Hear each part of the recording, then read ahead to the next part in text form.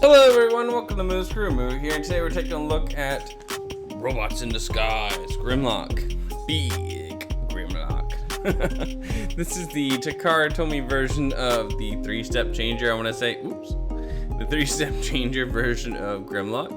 I guess according to the instructions of Act 6. But, I got this because I'm actually a huge fan of the series, because it was funny. It actually got me into Transformers on a more than a casual level since Beast Wars. I haven't really watched Transformers since Beast Wars, except maybe the movies here and there, and anyways. And well, this figure, I just run a giant Dinobot, specifically Grimlock, I guess. Giant Grimlock on my shelf in Dinobot mode. As you can tell in his robot mode, whoa, there's two symbols. I guess one to keep you from scanning it in the store. That's a little bit weird.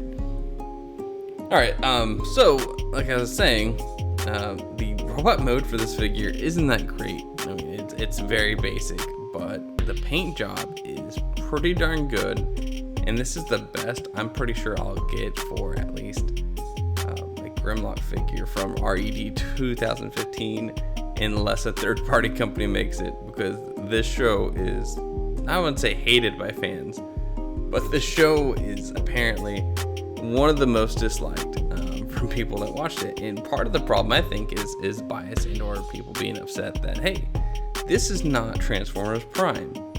How are you, Hasbro, selling this as a sequel to Prime? Or Prime, I have to agree, it was like one of the better animated TV shows, especially the better animated Transformers TV shows. You know, a thing that is designed to make kids buy toys. The toys themselves from Prime are pretty hit and miss, mostly miss in my opinion. Other people, and for the time, I'm sure they were great. Ooh. So, I'm dealing with a got to here to get the most realistic version of a statue as I can for this guy. So, I have no idea how to transform him, so let's give this a try. Alright, that's pretty simple, and the legs go up. I also have the Warrior class version of this guy. I think it's Warrior. It is a 2-pack with Bumblebee, where Bumblebee looks gold, so I guess maybe he's Gold Bug. I don't know, the box said Bumblebee. But anyways, it was a pretty neat figure, but it didn't have the nice enough paint job. There wasn't enough detailed application. And on this guy, there's like lots of yellows interlaced within the figure, because this is the Takara Tomy version. You know, they usually do a better job, right? Yeah, so there you go.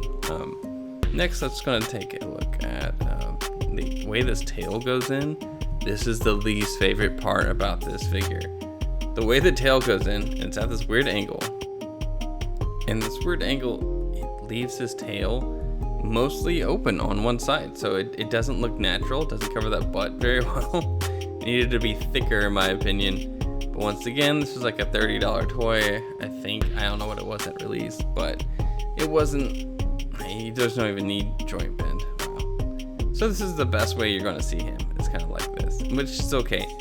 But the fact that they have the tail, which is, you know, only good at a certain viewing angle, on the same side that they have the screws, I mean, this feels silly, right? Am I the only person? Am I crazy pants? The screws should not be at the same side that the tail would plug in. I don't know. It is what it is. I'm not very good at like articulating my thoughts when it comes to these types of like, hey, common sense. Why don't you make things the way they should be? Alright, well, I hope you all enjoyed watching. Y'all take care. Thanks again for watching, and be sure to subscribe if you haven't yet.